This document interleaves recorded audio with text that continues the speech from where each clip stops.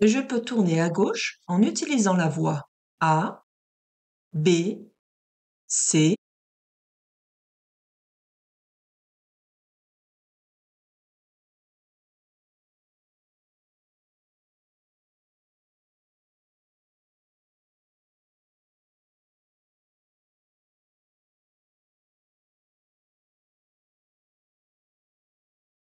Vous avez vu au niveau du feu, vous avez une interdiction de tourner à gauche. Alors l'interdiction de tourner à gauche, elle est pour quand on se trouve dans ces deux voies ici.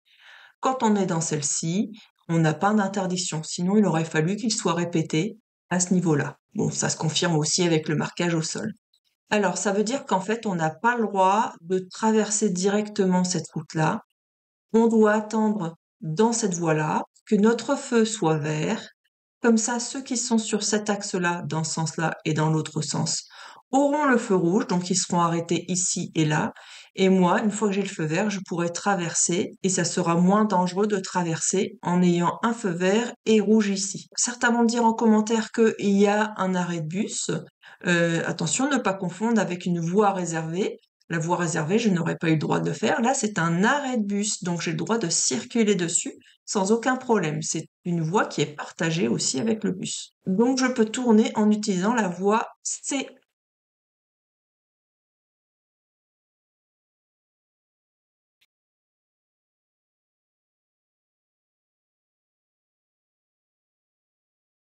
Ce piéton bénéficiait de la priorité de passage. Oui, réponse A. Non, réponse B.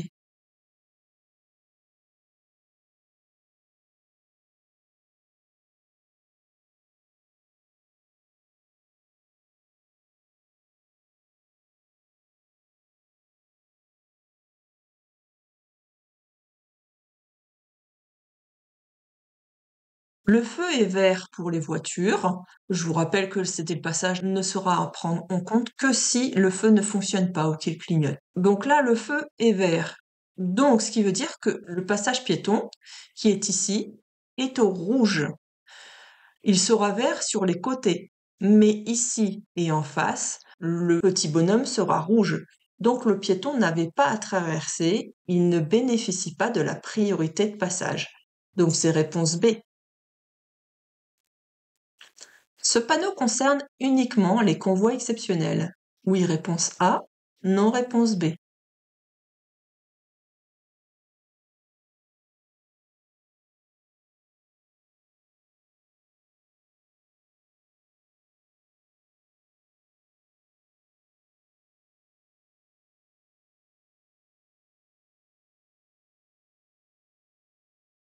C'est un panneau temporaire puisqu'il est jaune et il a été mis en effet uniquement pour les convois exceptionnels. Là, il y a aussi le poids lourd qui est dessiné, mais en précisant que c'est convoi exceptionnel.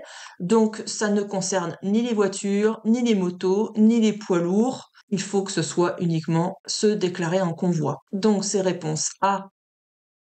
Je tourne à droite. Ce cycliste bénéficie de la priorité de passage. Oui, réponse A. Non, réponse B.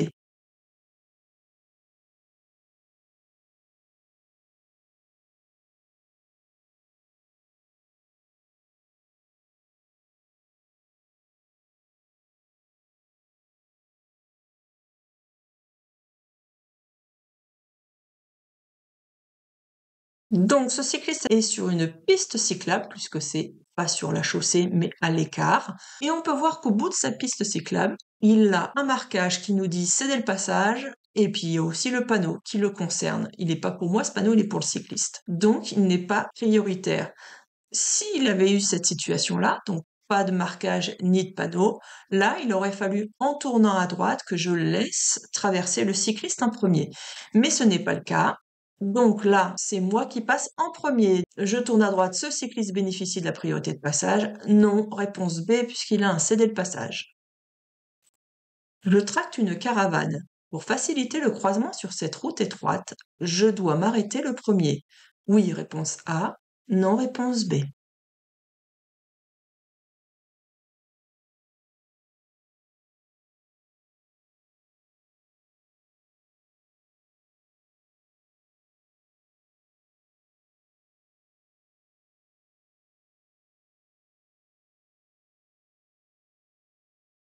Il y a une règle du code de la route qui dit que, et ça si vous le savez pas, vous le notez et vous l'apprenez par cœur, lorsqu'il y a un croisement difficile, ce sont les véhicules encombrants, donc de plus de 2 mètres de large ou de plus de 7 mètres de long, qui doivent réduire leur vitesse et si besoin se serrer et s'arrêter pour laisser passer les plus petits. Mais attention, quand vous êtes en agglomération, ça ne concerne pas les transports en commun. En agglomération, il faut leur faciliter le passage aux transports en commun. Donc là, est-ce que je dois m'arrêter le premier? Oui, réponse A.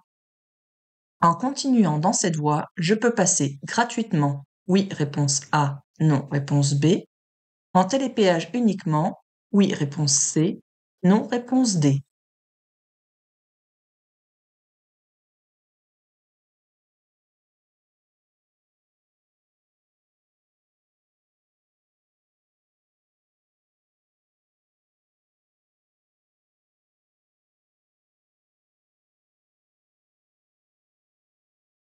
Ici, dans cette voie-là, on pourra payer quand la flèche est verte, ça veut dire que tout mode de paiement est possible. Et on a aussi la possibilité de faire le télépéage. Donc, est-ce que c'est gratuit? Non. Réponse B. Est-ce que c'est télépéage? Mais attention, c'est écrit uniquement. Non, c'est pas uniquement. Vous avez tout mode de paiement possible grâce à la flèche verte. Donc, c'était B et D. J'ajoute du liquide lave-glace dans l'orifice A. Réponse A. B. Réponse B. C. Réponse C.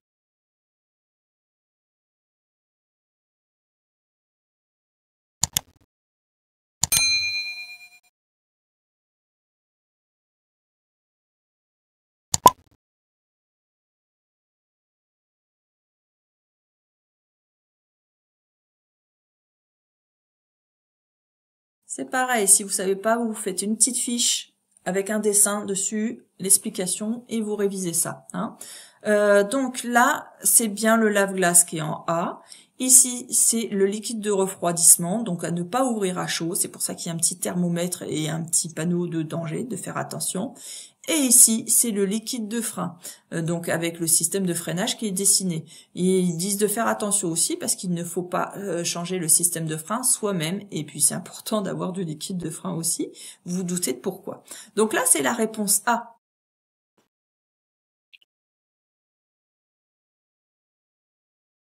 Je me prépare à faire un écart de trajectoire vers la gauche. Oui, réponse A. Non, réponse B.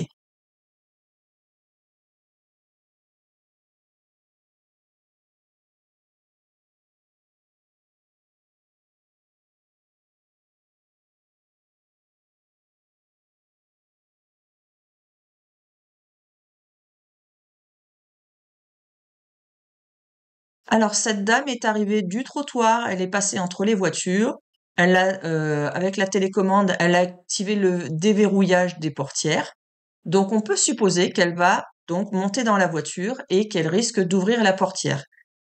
Comme on peut supposer ça, c'est pas sûr à 100%, mais on va pas prendre de risque. Dans ce cas-là, on va se préparer à faire un écart. Donc je vais commencer à observer autour de moi pour voir si je peux faire un écart.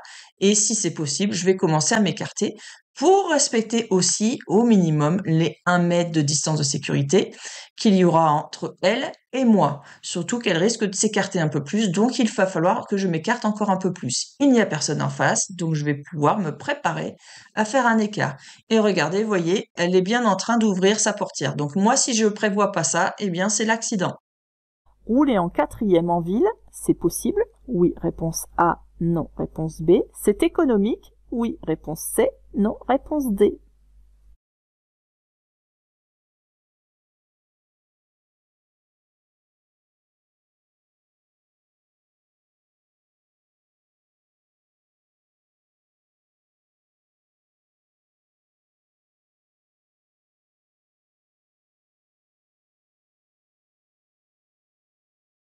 Alors, vu le coût du carburant en ce moment, je sens qu'il y en a qui vont un peu plus écouter cette question-là.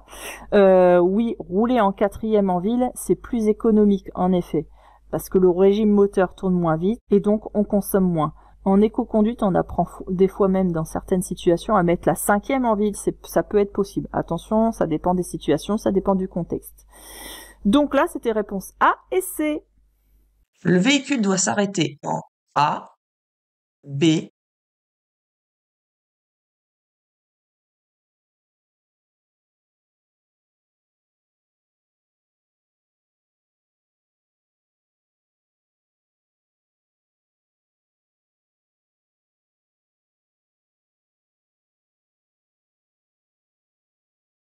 Alors là, on arrive sur un passage piéton et on voit qu'à l'entrée du passage piéton, il y a un piéton qui attend et qui voudrait traverser.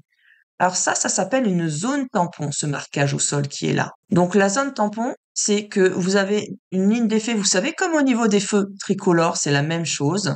Donc c'est situé à peu près entre 2 et 5 mètres avant le passage piéton.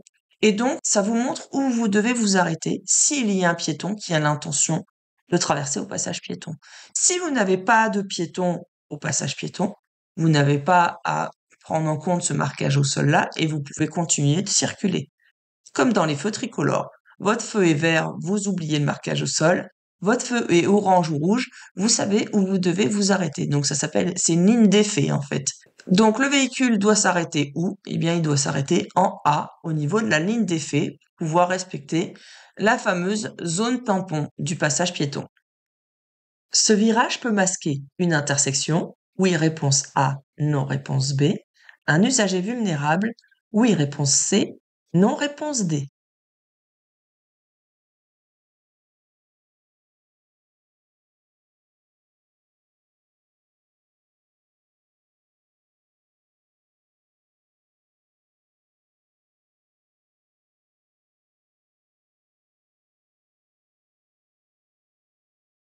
Derrière un virage, on ne sait jamais ce qu'on va avoir. Donc, on peut très bien avoir une intersection, un usager vulnérable. Donc, c'est un usager vulnérable, ça peut être un piéton, un cycliste. Vous pouvez rencontrer plein de situations. Donc, c'était oui aux deux. Réponse A et C. Je vais utiliser une autoroute payante. Oui, réponse A. Non, réponse B.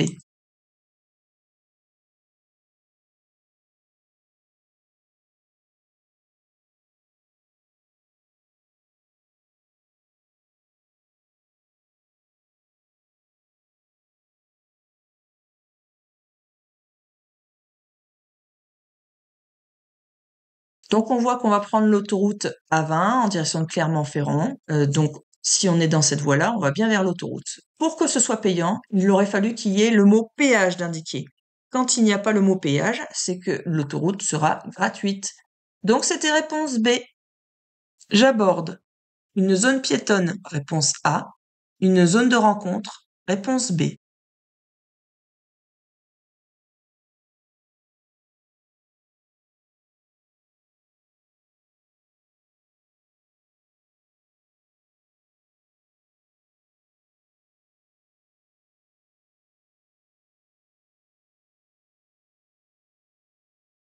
Alors, je rappelle qu'avec le nouvel examen du code de la route, là, on va vous poser plus de questions sur la connaissance des panneaux. Donc ça, vous ne devez plus faire d'erreur là-dessus. La zone piétonne, c'est ce panneau-là. Et la zone de rencontre, c'est celui-ci. À savoir par cœur, vous devez plus faire d'erreur. Donc là, c'était réponse B. Ce véhicule est mal stationné. Je m'écarte et le dépasse. Réponse A. Je ne le dépasse pas et m'arrête. Réponse B.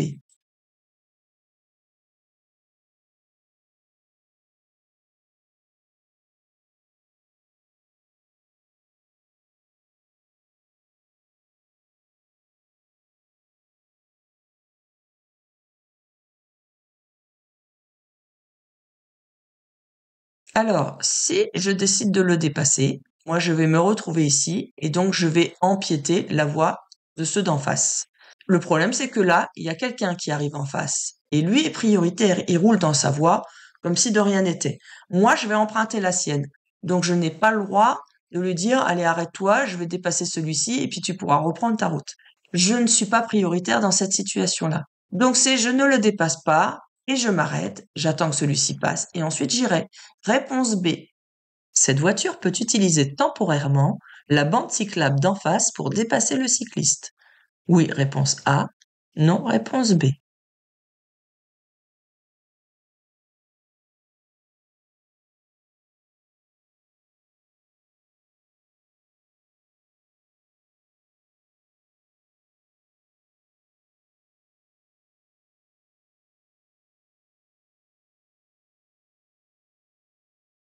Alors, la voiture n'a pas le droit d'utiliser la bande cyclable, même pour effectuer un dépassement. C'est interdit. Donc, elle doit patienter derrière. Donc, c'était réponse B. quelle que soit la vitesse, le contrôle de la trajectoire, ESP, évite les sorties de route en virage. Oui, réponse A. Non, réponse B.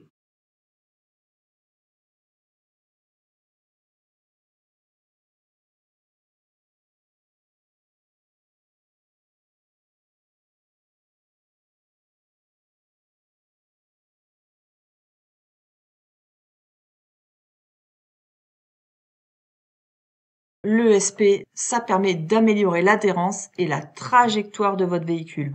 En fait, ça va intervenir sur votre système de freinage et puis sur le moteur aussi. Et donc, ça va permettre de pouvoir faire un freinage ciblé sur une ou plusieurs roues afin de pouvoir aider le véhicule à reprendre le bon chemin. Mais il y a des limites à tout. Ça ne peut pas être efficace non plus dans 100% des cas. Donc, ça n'évite pas non plus les sorties de route. Ça va limiter les risques, mais ça n'évite pas les sorties de route. Donc, c'était réponse B. Malgré ma faible allure, je continue à observer autour de moi. Oui, réponse A. Non, réponse B. Je reste serré à droite dans ma voie. Oui, réponse C.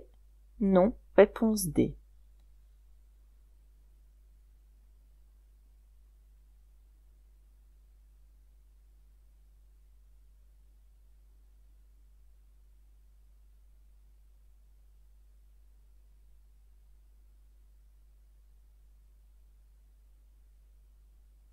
C'est pas parce que on a une allure lente qu'on doit être dispensé d'observer autour de soi. Surtout que là, il y a un trafic énorme, d'accord? Donc les véhicules peuvent freiner brusquement. Donc ce qui veut dire que je dois vraiment observer régulièrement. Il peut y avoir des véhicules qui veulent changer de voie, par exemple celle-ci, on ne sait pas trop, elle est près du marquage. Est-ce qu'elle va s'écarter ou est-ce qu'elle reste là mais un peu proche de moi? Donc je dois observer autour de moi. Et puis aussi derrière, dans le rétroviseur, on voit qu'il y a un motard qui est qui fait une circulation entre fils, qui est entre deux voies. Donc il risque de passer aussi proche de moi, entre les deux voies. Ce qui veut dire qu'il faut aussi que je reste serré à droite dans ma voie. Donc là, malgré mon allure faible, je continue à observer autour de moi. Oui, réponse A. Je reste serré à droite dans ma voie. Oui, réponse C. Ce panneau m'indique une obligation de rouler à au moins 70 km/h. Réponse A. Une interdiction de rouler à plus de 70 km/h. Réponse B. Une vitesse conseillée de 70 km/h. Réponse C.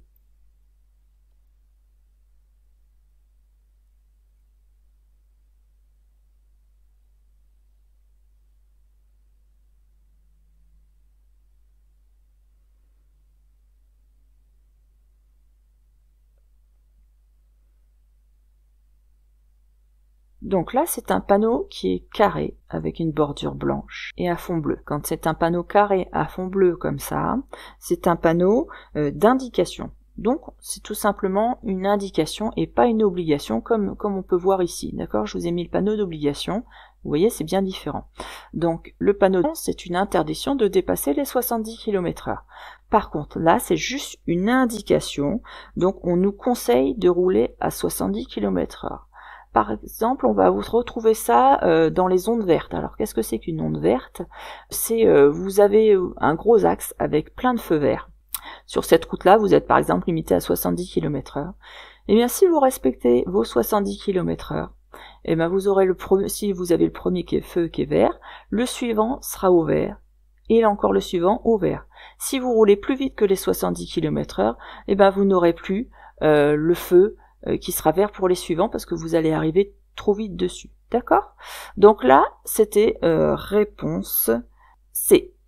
En cas d'incendie, mon véhicule protège efficacement des fumées. Oui, réponse A. Non, réponse B.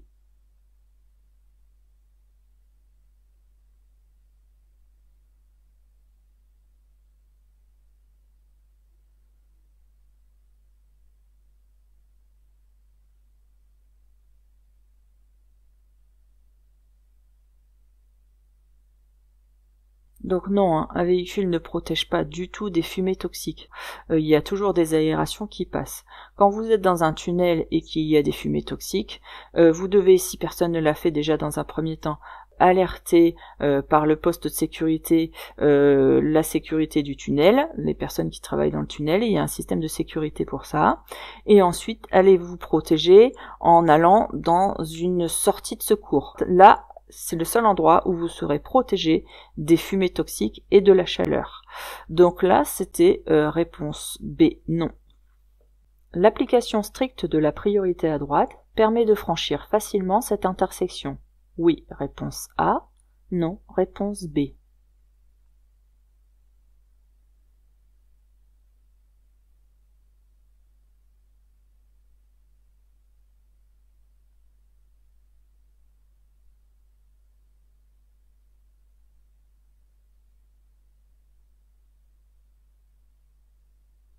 Donc on peut constater qu'on est bien sur une priorité à droite, enfin un carrefour géré par un système de priorité à droite. Pourquoi? Parce que nous n'avons pas de marquage au sol. Là on voit pas de stop, pas de céder le passage. Ici non plus, il n'y a pas de stop, pas de céder le passage. Et donc en face forcément non plus. Donc c'est un système de priorité à droite. Moi, qu'est-ce que je fais? J'avance, j'ai un véhicule sur ma droite, donc je dois le laisser passer. Mais lui, il va tourner vers la gauche. Vous voyez, il a son clignotant, donc il va vouloir avancer jusqu'au milieu de l'intersection et ensuite tourner vers la gauche. Ce qui veut dire qu'il a quelqu'un sur sa droite, donc il doit la priorité à droite. Ensuite, le véhicule qui est en face, lui, il veut tourner à sa gauche aussi, c'est-à-dire qu'il va avancer jusqu'au milieu de l'intersection, il va traverser ma voie pour ensuite tourner ici. Donc quand il va tourner, je serai sur sa droite, il devra me laisser passer. Donc en résumé, moi je dois laisser passer le motard doit laisser passer la voiture grise et la voiture grise doit me laisser passer. Donc tout le monde se doit la priorité à droite. Alors comment allons-nous faire dans ces cas-là? Eh bien on va appliquer dans ce cas-là la règle de courtoisie. Et donc on va régler ça par geste, on va se mettre d'accord entre nous pour savoir qui va passer en premier. Donc c'est pas si simple que ça, hein. Donc la situation est plus compliquée quand on est tous gérés par une priorité à droite tous en même temps. Donc, est-ce que ça permet de franchir facilement cette intersection? Eh bien non, puisqu'on va être obligé de se mettre d'accord entre nous pour savoir qui va passer. Donc là, c'était réponse B. Dans cette situation, il est préférable d'accélérer? Oui, réponse A. Non, réponse B. De freiner? Oui, réponse C. Non, réponse D.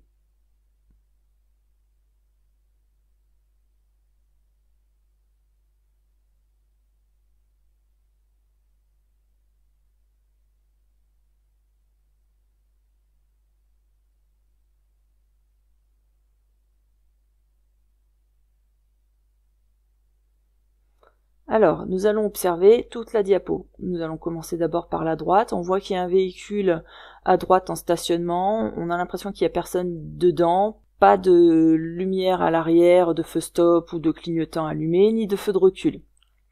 À l'arrière, personne dans notre voie et une personne qui a une autre voiture, là, la blanche, qui est en train de circuler sur la voie de gauche et qui va peut-être nous dépasser.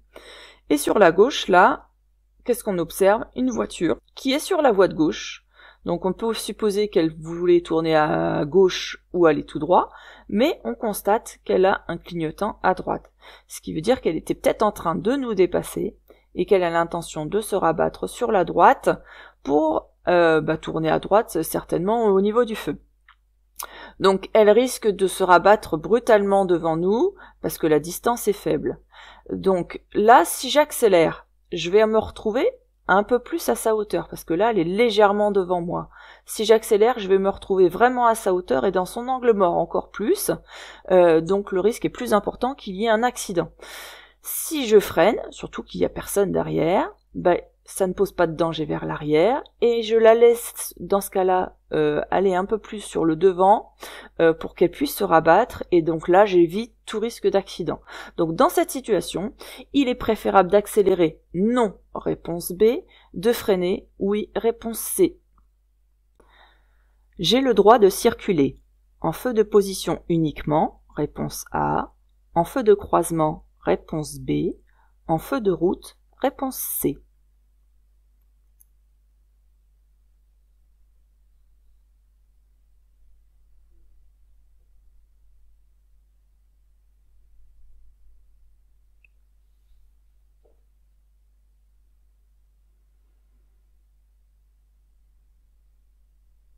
Alors on va procéder ici par élimination. Alors les feux de position, on a le droit uniquement en agglomération éclairée.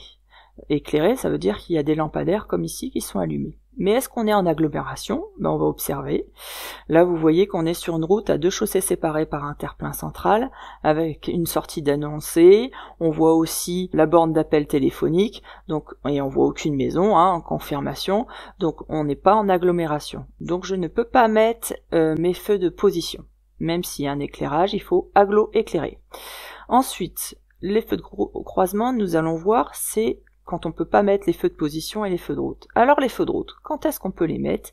Eh bien les feux de route, je n'ai le droit de les mettre que si il n'y a pas d'éclairage, qu'on soit en ville ou pas en ville, en agglo ou hors agglo. Votre seul critère pour les feux de route, évidemment qu'il n'y ait personne en face, mais là on est en sens unique et il n'y a personne en face, donc le seul critère c'est qu'il n'y ait pas d'éclairage du tout. Donc là il y a un éclairage, donc je ne peux pas mettre mes feux de route, ce qui veut dire qu'il me reste les feux de croisement. Donc, quand je peux pas mettre mes feux de route, je dois passer en feu de croisement. Donc là, c'était réponse B. En période probatoire, avec un taux d'alcool de 0,10 mg par litre d'air expiré, je risque une perte de 3 points, réponse A, 6 points, réponse B.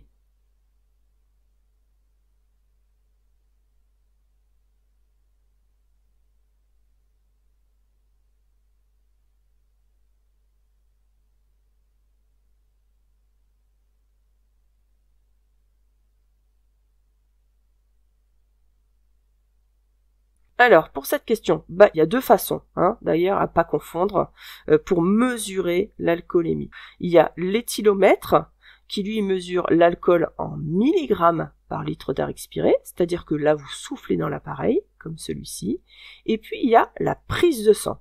Et la prise de sang, elle mesure l'alcool en grammes par litre de sang.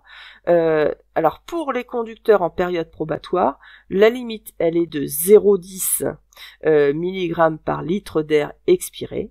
Et pour les en litres de sang là, donc pour la prise de sang, la limite elle va être à 0,20 g par litre de sang. Ça, vous devez le savoir par cœur. Vous l'aurez très souvent cette question-là, donc apprenez-le par cœur.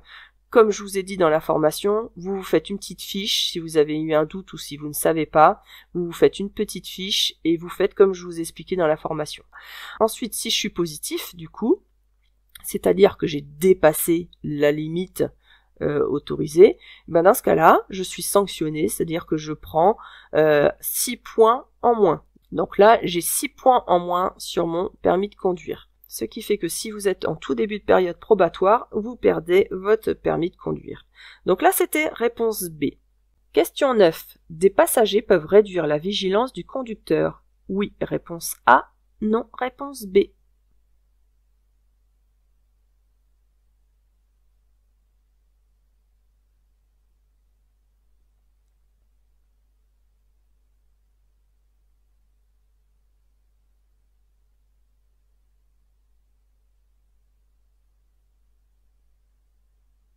Oui, les passagers, évidemment, ça peut perturber la vigilance du conducteur.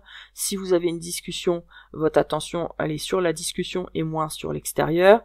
S'il y a des enfants qui se chamaillent aussi, il y a des fois, on sera obligé de se retourner pour se fâcher aussi. Ça, c'est très dangereux, d'accord. Donc, ce genre de situation, c'est à éviter. Donc, les passagers, en effet, peuvent réduire la vigilance. Donc là, c'était réponse A. Ce symbole aide à l'éco-conduite. Oui, réponse A. Non, réponse B. Je suis en sur-régime. Oui, réponse C. Non, réponse D.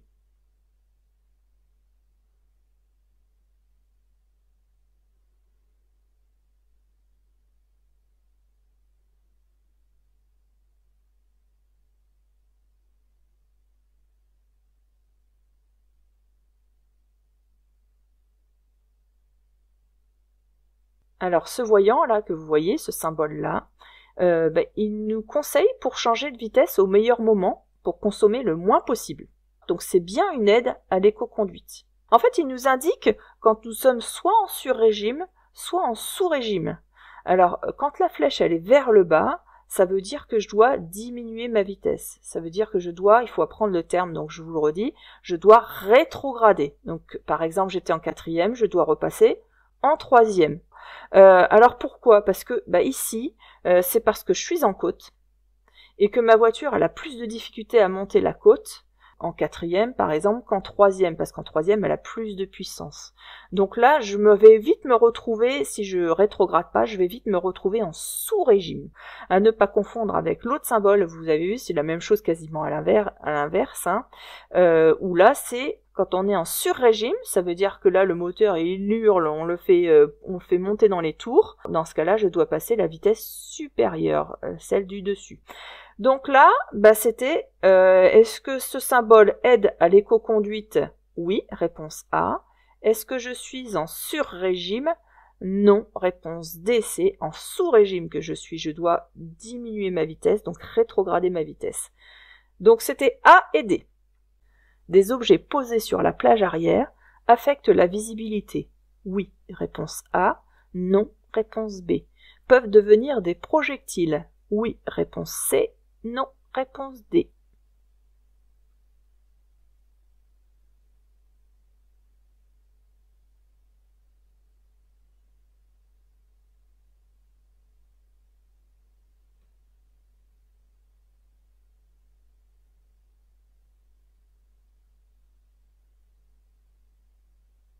Les objets posés sur la plage arrière, en effet, ça affecte la visibilité, ça la réduit la visibilité. Elle est moins bonne.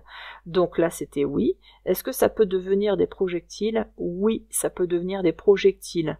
Et quelques grammes sur la plage arrière, que par exemple un téléphone peut vite devenir, en fonction de votre vitesse, des kilos qui sont projetés. Donc il faut faire attention à ça. Donc c'était réponse A et C. Il est conseillé de vérifier la pression des pneus à froid. Réponse A. À chaud, réponse B. Peu importe, réponse C.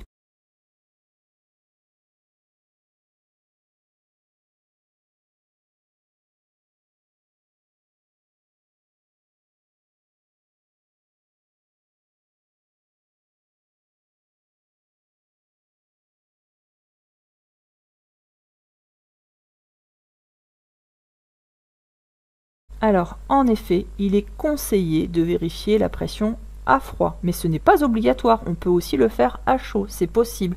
Dans ce cas-là, il faut augmenter, comme on a vu tout à l'heure, il faut augmenter la pression, le nombre de bars. Mais l'idéal, c'est de le faire à froid. Si vous avez possibilité, c'est mieux. Donc, c'est réponse A. Je circule dans la bonne voie. Oui, réponse A. Non, réponse B.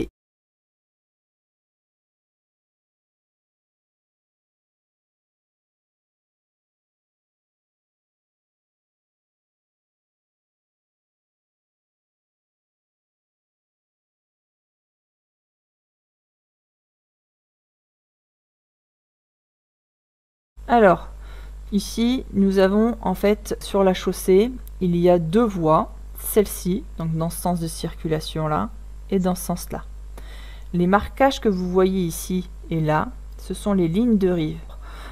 Pour pouvoir, si besoin, s'arrêter ou pas en fonction du marquage, si c'est une ligne continue ou une bande d'arrêt d'urgence ou autre. Ça, c'est la ligne de rive. Ça fait partie de l'accotement. Ce n'est pas une voie de circulation. Donc, du coup, je suis sur la bonne voie ici. Je circule dans la bonne voie. Réponse A. Je viens de recevoir une notification sur mon téléphone portable. Je regarde celui-ci. Oui, réponse A. Non, réponse B. Regarder mon téléphone augmente le risque d'accident. Oui, réponse C. Non, réponse D.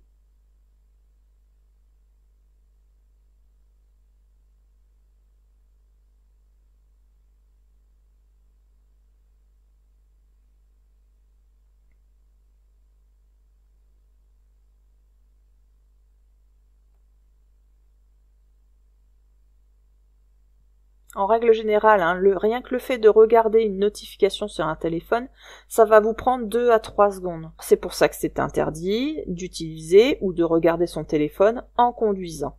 Donc là, c'était réponse B. Est-ce que ça augmente le risque d'accident? Bien sûr, donc c'est réponse B et C. Les médicaments en vente libre sont toujours sans danger pour la conduite. Oui, réponse A. Non, réponse B.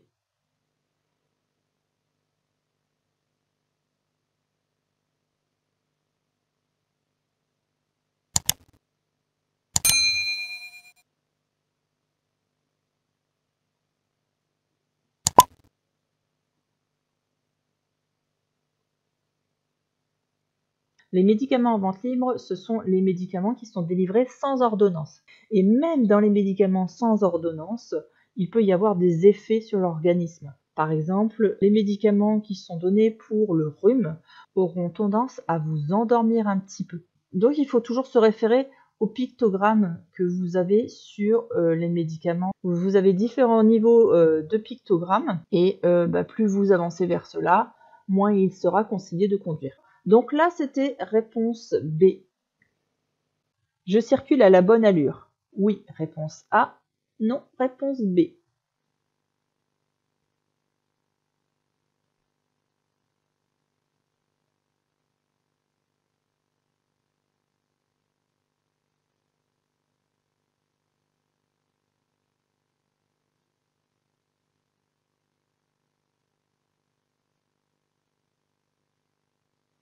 Donc là, on peut voir qu'on est sur l'autoroute. Qu'est-ce qu'il nous dit? C'est que l'aire de repos, là, ici, il est bleu.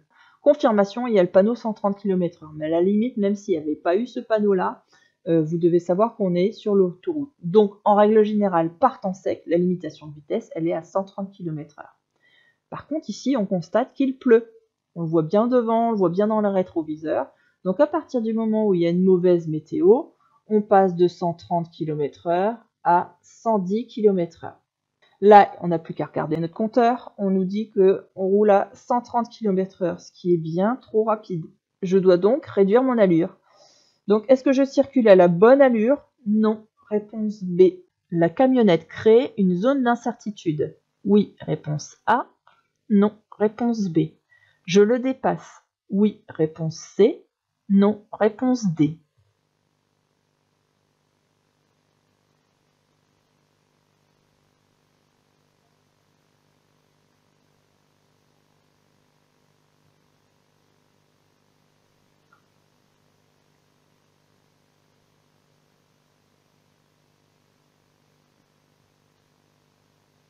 Alors, qu'est-ce que c'est qu'une zone d'incertitude? Déjà, dans un premier temps, la zone d'incertitude, ça veut dire qu'on ne sait pas trop comment ça va se passer à l'avenir.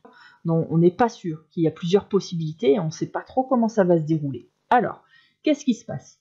On voit que là, la camionnette, elle a ses feux stop d'allumer, on voit bien les 3 feux stop, mais aussi on voit les feux de recul d'allumer. On voit ses rétroviseurs, donc si on voit ses rétroviseurs, elle, normalement, peut me voir dans les rétroviseurs aussi. Donc, normalement, elle est censée pouvoir me voir arriver.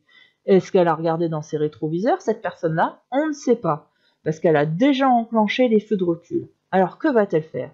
Est-ce qu'elle attend que je passe et ensuite elle va reculer? Ou est-ce qu'elle commence à reculer tout de suite en se disant que je vais la laisser passer? Je ne sais pas. Surtout qu'il peut se dire qu'en plus de ça, j'ai pas de visibilité dans le virage. Je ne sais pas si quelqu'un arrive. Donc de toute manière, je ne peux pas le dépasser ici. Donc tout ça, ça fait beaucoup de questions. Donc c'est une véritable zone d'incertitude. Donc la camionnette crée une zone d'incertitude. Oui, réponse A. Est-ce que je le dépasse? Je vous en ai un peu parlé à l'instant. C'est que là, si je le dépasse, je vais me retrouver dans la voie qui est carrément en contresens de circulation. Je vais emprunter la voie d'en face. Et je n'ai aucune visibilité, vous avez vu de ce côté-là, je ne sais pas si un autre véhicule va arriver. Et je risque de me retrouver face à face avec lui. Donc là, non, je ne le dépasse pas. Il vaut mieux que je garde cette distance-là pour le laisser manœuvrer et dégager ensuite. Donc là, c'était réponse A et D.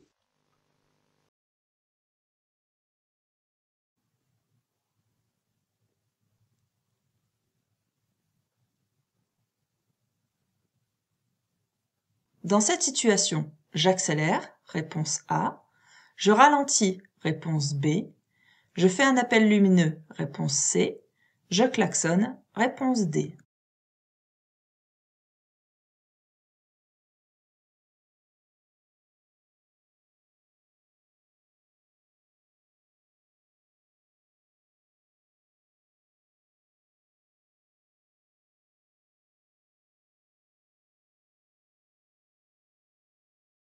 Alors, qu'est-ce qu'on peut voir ici? On peut voir que là, il y a une voiture qui nous dépasse dans un premier temps, vous avez vu. Et ensuite, il y a une autre voiture qui nous dépasse ici et qui va se rabattre tout près de nous.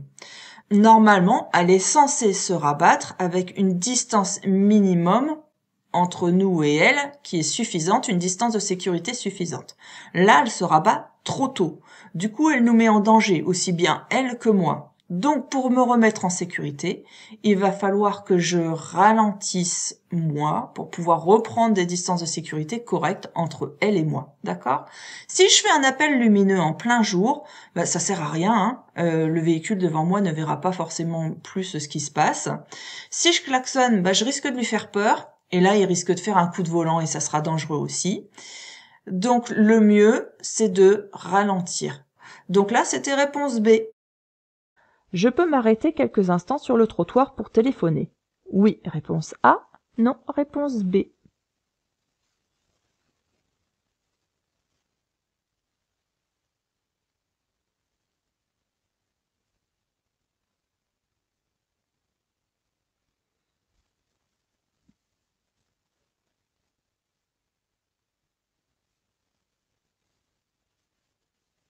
Alors, normalement, c'est interdit d'aller sur un trottoir, sauf si on a une signalisation qui nous l'autorise.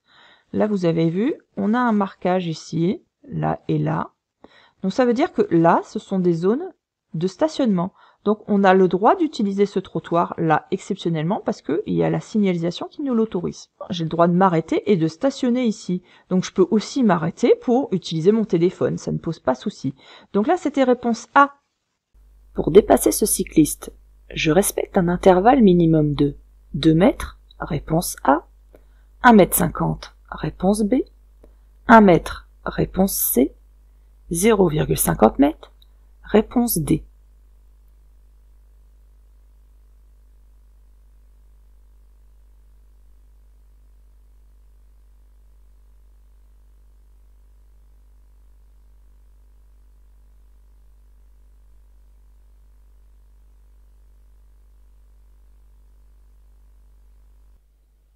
Le cycliste là se trouve sur une bande cyclable. Mais c'est pas la bande cyclable qui va nous sécuriser et qui va surtout le sécuriser par rapport à nous. Il peut très bien faire un écart parce qu'une portière s'ouvre ou parce qu'il y a un trou sur la route ou par inattention.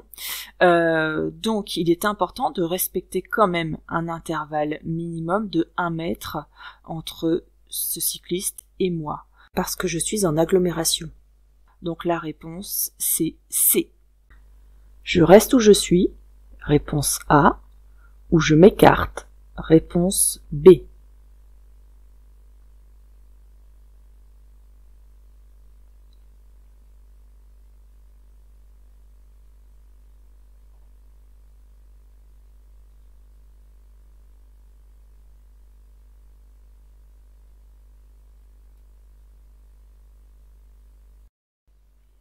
On observe ici un agent d'entretien qui travaille avec un moteur dans le dos qui fait du bruit, un casque sur les oreilles, donc il ne nous entend pas du tout. En plus, il nous tourne le dos, donc il ne nous voit pas arriver.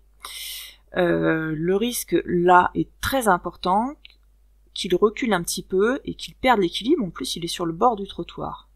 Donc là, je ne dois surtout pas rester dans cet axe-là, là où je suis. Je dois absolument m'écarter en respectant un intervalle d'1 mètre au minimum, hein, parce que là, c'est plus dangereux qu'habituellement, même s'il est sur le trottoir. Donc là, c'est réponse B, je m'écarte.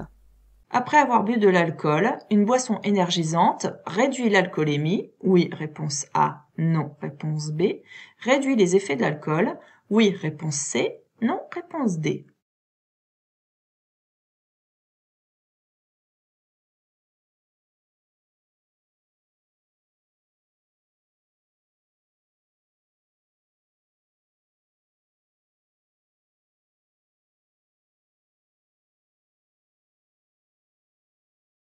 Les boissons énergisantes, là, ça ne détruit pas la molécule d'alcool qui est présente dans votre sang.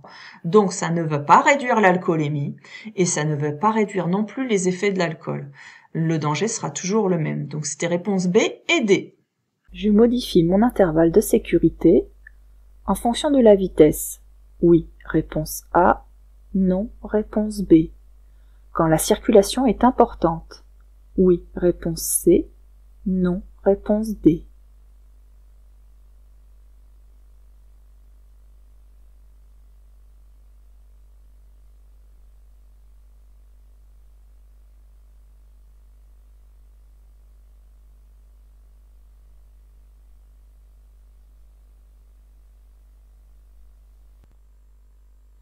Donc je dois laisser un intervalle toujours de 2 secondes entre deux véhicules, entre les véhicules. Donc plus je roule vite, plus la distance de sécurité sera longue. Et lorsqu'un véhicule devant moi me masque la visibilité, parce que la circulation est importante ou parce qu'il est volumineux, dans ce cas-là, je ne peux pas anticiper ce qui se passe devant. Donc il est mieux d'augmenter son intervalle de 2 secondes pour avoir le temps d'analyser l'environnement et le temps aussi de réagir. Donc là, je modifie mon intervalle de sécurité en fonction de la vitesse, oui. Et quand la circulation est importante, oui aussi. Donc c'était réponse A et C. La situation la plus préoccupante est la situation 1, réponse A, 2, réponse B.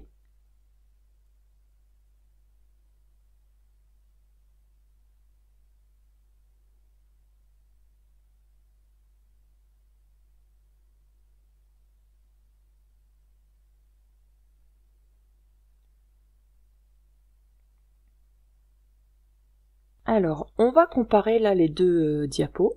Donc on peut voir que dans le rétroviseur, il se passe la même chose. Il y a un véhicule qui est au milieu des deux voies, donc qui s'écarte un petit peu. Il est certainement en train de changer de voie. Ensuite, devant, nous avons personne dans la voie là, mais nous avons des véhicules en stationnement et ils ont tous les deux un clignotant à gauche. Donc dans la première diapo, c'est la première voiture qui a le clignotant à gauche. Dans la deuxième photo, c'est la voiture noire, celle qui est derrière, qui a le clignotant à gauche. Alors, quelle est la situation la plus préoccupante? Alors nous allons voir ça tout de suite. Ici, nous voyons qu'il y a un clignotant à gauche, mais qu'elle a aussi ses feux stop. Donc on peut supposer qu'elle nous a vus dans le rétroviseur et qu'elle n'a pas l'intention de s'engager tout de suite. En plus de ça, elle est assez proche de la voiture grise, donc il faudra certainement qu'elle recule un petit peu avant de pouvoir entamer son insertion sur la route. Par contre ici, il y a le clignotant à gauche, il y a de l'espace pour dégager rapidement puisqu'il n'y a pas de véhicule vers l'avant. Donc elle peut très bien démarrer immédiatement. Donc c'est celle-ci qui est la situation la plus préoccupante, d'accord? Parce que elle peut évoluer très très vite. Donc là c'était réponse A. Chaque année, les accidents mortels dus à des conducteurs en état d'ébriété font environ 500 victimes, réponse A, 1000 victimes, réponse B, 1500 victimes, réponse C, 2000 victimes, réponse D.